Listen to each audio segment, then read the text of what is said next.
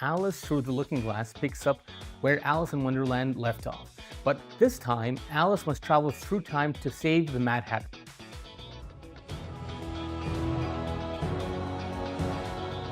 Alice travels back in time using the chronosphere, a device controlled by time, Sacha Baron Cohen.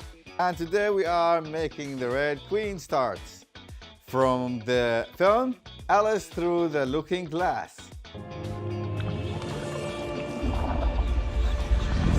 A bit of it is more than enough to cover for everything.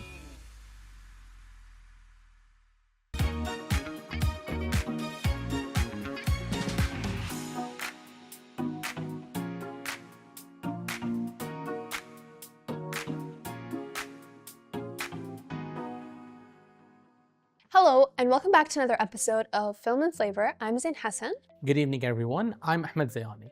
Today, we're exploring a world full of wonders and lovely imagination. It is Alice Through the Looking Glass, the 2016 fantasy adventure film and the sequel to Alice in Wonderland 2010. Directed by James Bobbin and produced by Tim Burton, this film is based on Lewis Carroll's 1871 novel Through the Looking Glass and what Alice found there. I couldn't be more thrilled to talk about this movie.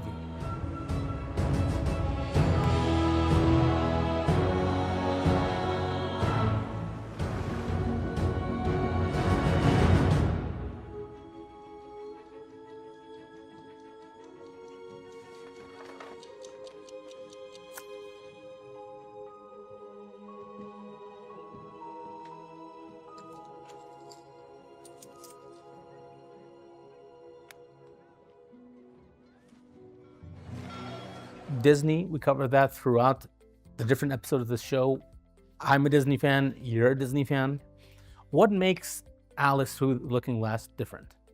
Well, Alice in general is a character that I hold very near and dear to my heart because she's just, first of all, she's smart and she's funny, but she can also be very, let's say, in her own head. All right. And that can sometimes come as a positive thing, but in her case, there were some negatives that came along with it.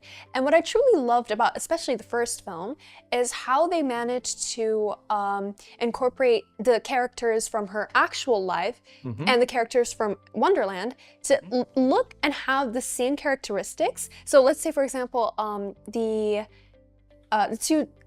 twins.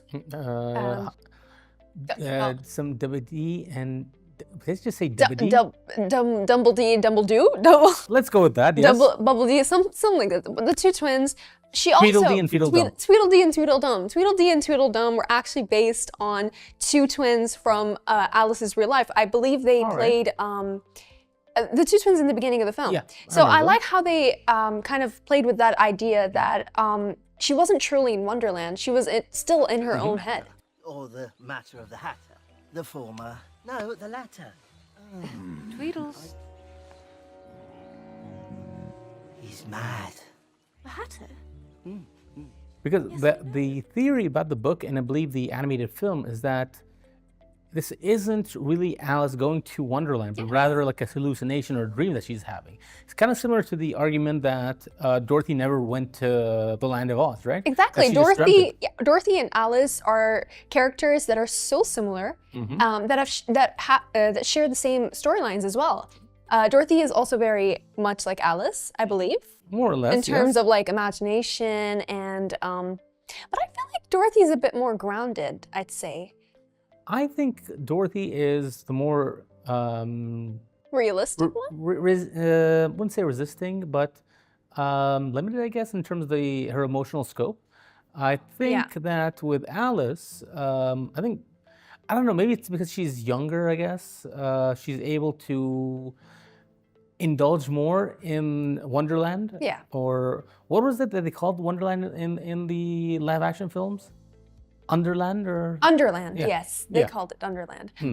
Speaking of the Wonderland characters, who is your favorite character? Oh, like we're talking about animated film or live action? I think we should mainly focus on the live action one for now. All right, okay, that's fair. I mean, I'm a Johnny Depp fan, so the Mad Hatter has to be up there. All right. But I will also say the caterpillar. Yeah. Just because Alan Rickman did an amazing job with the voice. Yes. And he is one of the icons of, these last 20 years, and he is missed dearly when it comes to film.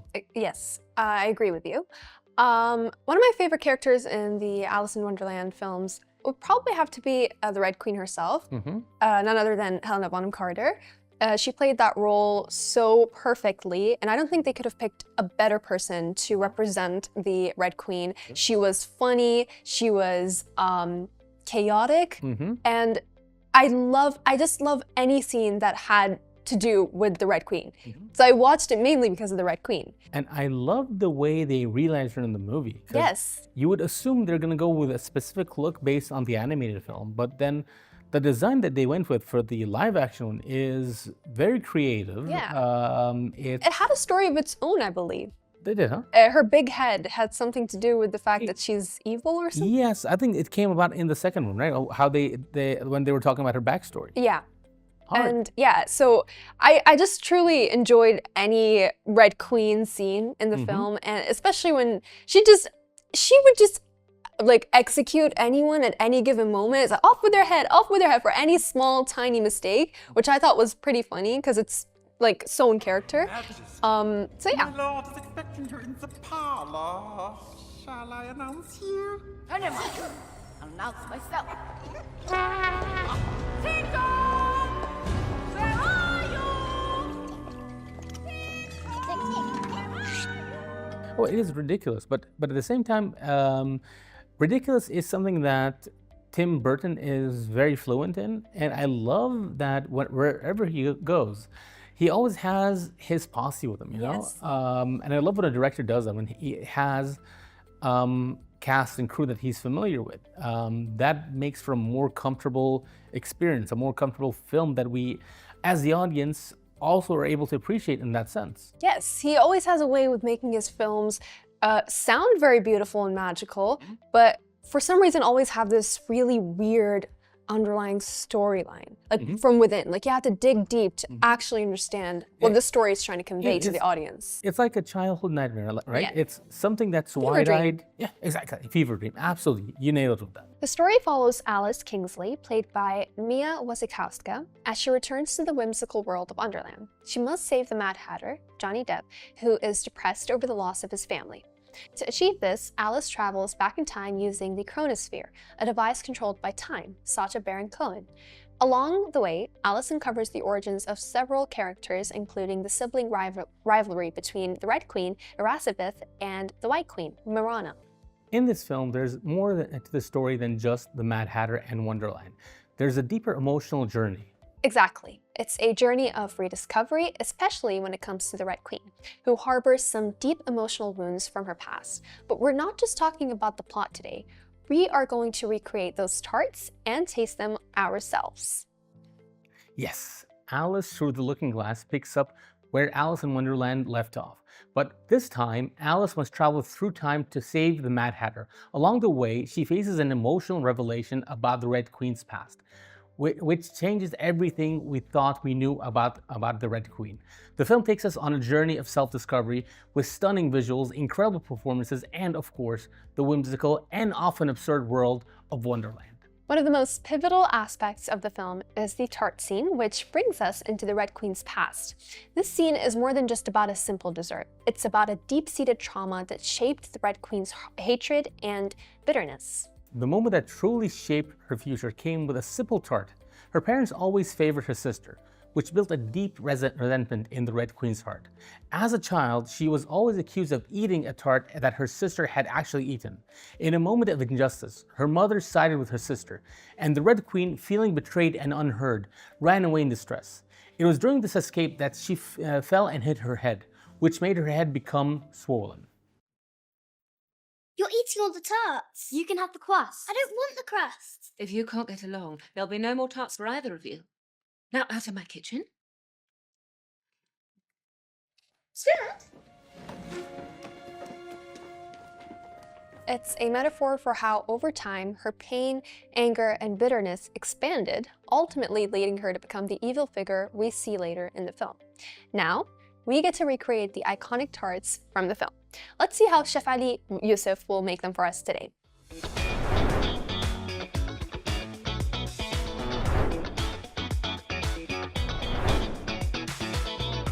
Hi everyone, I'm Chef Ali Yusuf, and today we are making the Red Queen tarts from the film Alice Through the Looking Glass. To begin with, let me introduce you to my small ingredients. Got lemon, sugar, and strawberries, and also you will need buff pastry, and you will need toothpick and foil. To begin with, you will need to put this on high heat to start with. Sugar,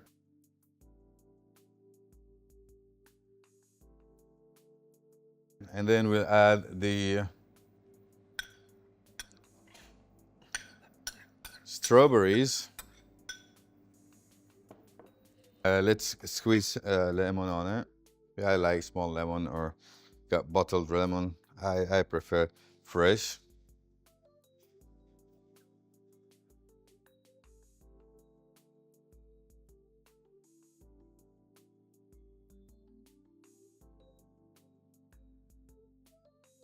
Now it's ready, you can look at it. Just keep mixing it, make sure all the sugar is melted. We're going to take the pastry.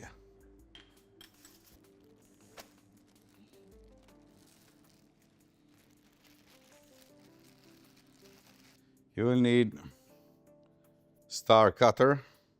Dough cutter, it's the size, it depends on how you like it, how big it is. It could be smaller or bigger.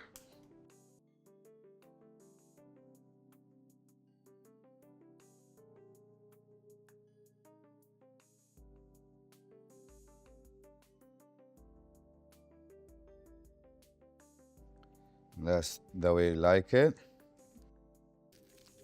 You will take foil, make it ball. You see it? You will take a toothpick, put it in there, right? And we will do that for the rest of it.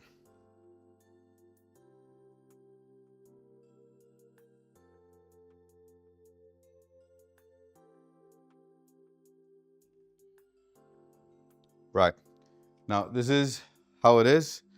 We'll put it in the oven until it gets brown and fluffy, and then we'll take it out. Our pastry is ready. It's brown, and that's how you want it. Let me take it out so you can see it. Now, gently, we're going to put the jam that we have made.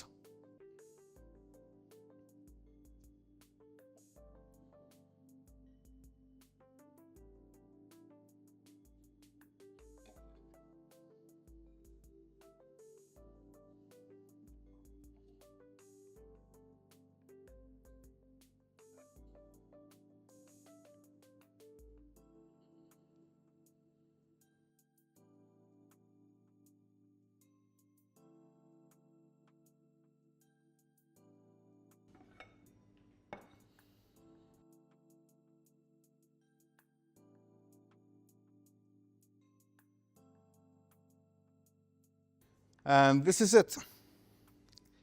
This is your strawberry tart.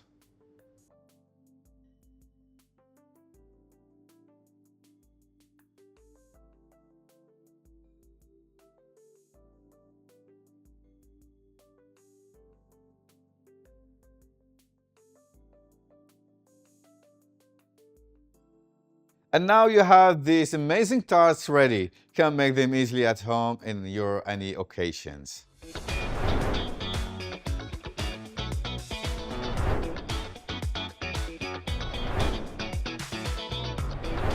Welcome back. These tarts look absolutely incredible. Are you excited to try them out? I really am, yes. I've had my eye on this one, actually. All right. Just pluck this off.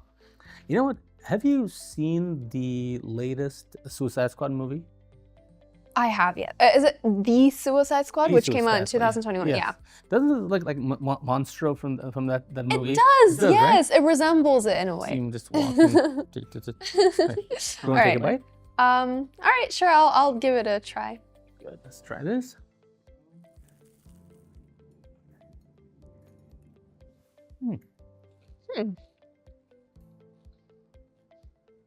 I love how flaky this is. I was worried that the compote or the jam that he used might not be enough.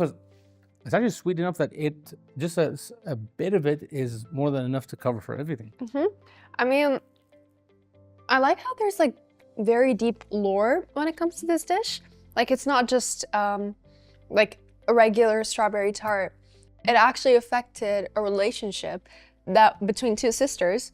That it's over something so small. It's over tarts, and tarts are supposed to be happy, and they're supposed to bring people together, and they're supposed to create bonding memories between loved ones. Tarts are fun, right?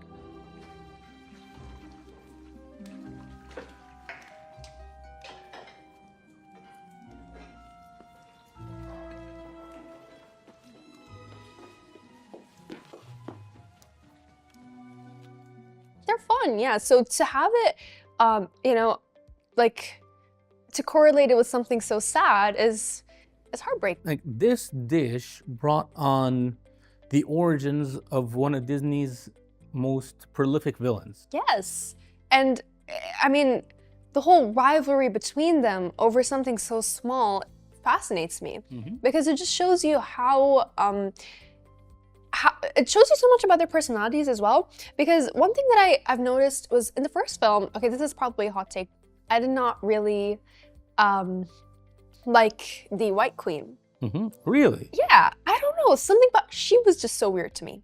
Who makes soup with fingers and weird, like she just made a lot of weird noises and she would always act very awkward. I don't know how to describe it. She just didn't really sit right with me. I knew something was up with her, and I was so happy when the lore was finally revealed in the second film, and I was like, that's exactly why something didn't feel right with her.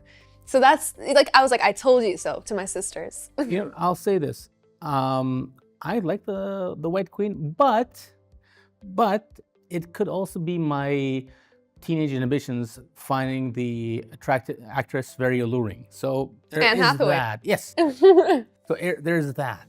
All right. I mean, so I am biased probably in Yeah. my liking of her. yeah, probably. But other than that, what do you think of the Red Queen? I mean, I already told you my thoughts about her, but what do you think? I did not expect her to become like a sympathetic figure in the second film. I did not expect to see her in the second film at all. Because if you look back to the marketing in the movie, she was not part of it at the least bit. Yeah. Because all the focus was on the Mad Hatter and him becoming depressed and Alice trying to bring him back to what he used to be. Yeah. So to see the Red Queen just popping up there, that was a pleasant surprise. It was, yeah. And I did not expect to find her being so sympathetic. And the origin of how her head is so grotesque and bloated. Yeah, but that was a pretty funny take. Like it was a funny way to kind of, but I also like the meaning behind it. Like I mentioned earlier, it is a metaphor to how her anger and her frustration slowly expanded as the years passed by. So it's all just built up anger. The way that she acts is a reflection of how her family treated her. She's simply misunderstood.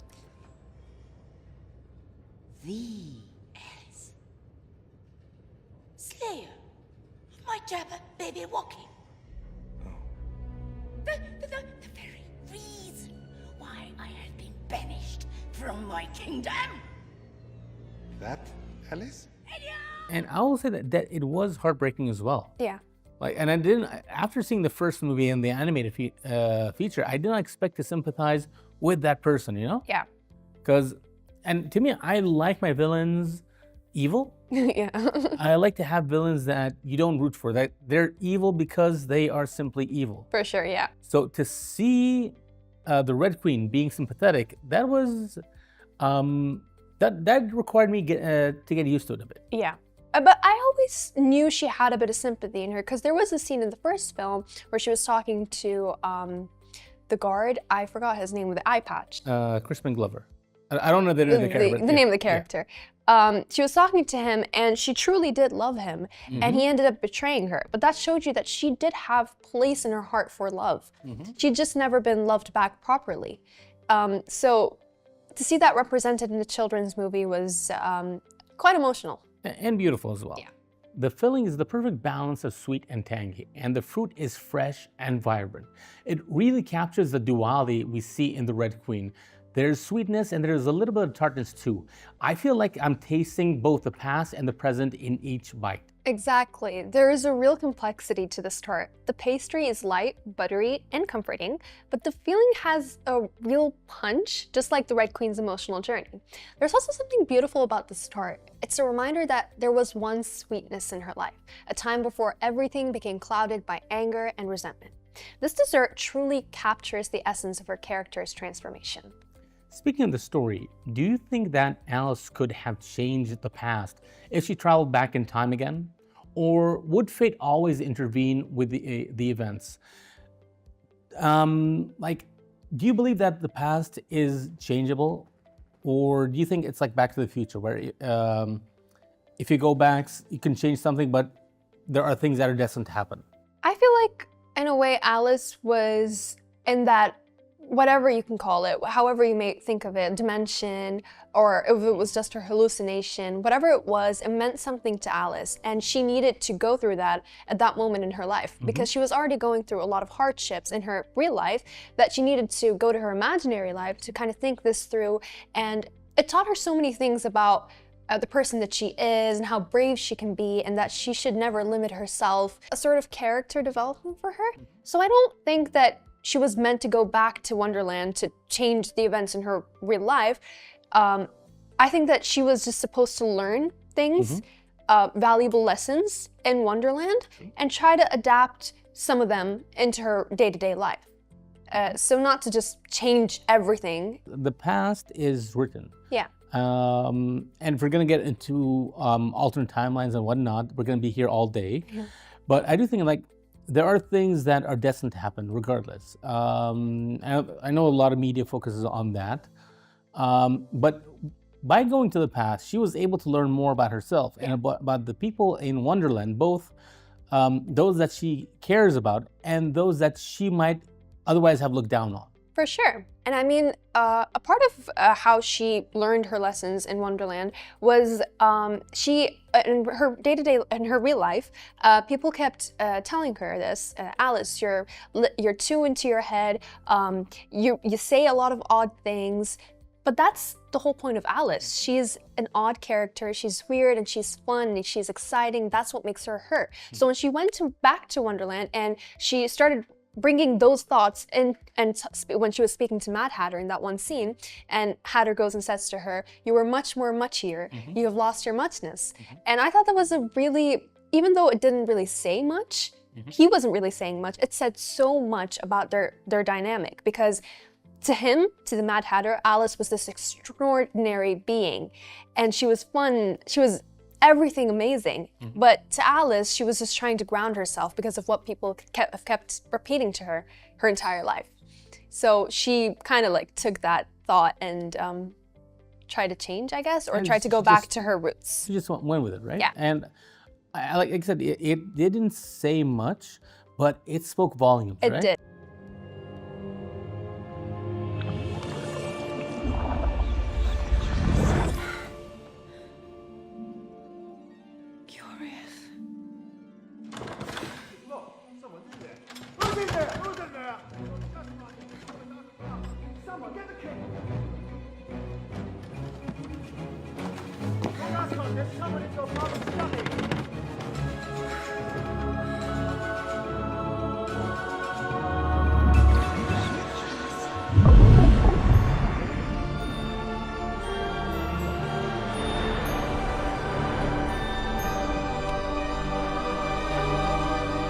Thank you so much for watching us, and of course, a huge thanks to Chef Ali Yusuf for making these very tasty tarts.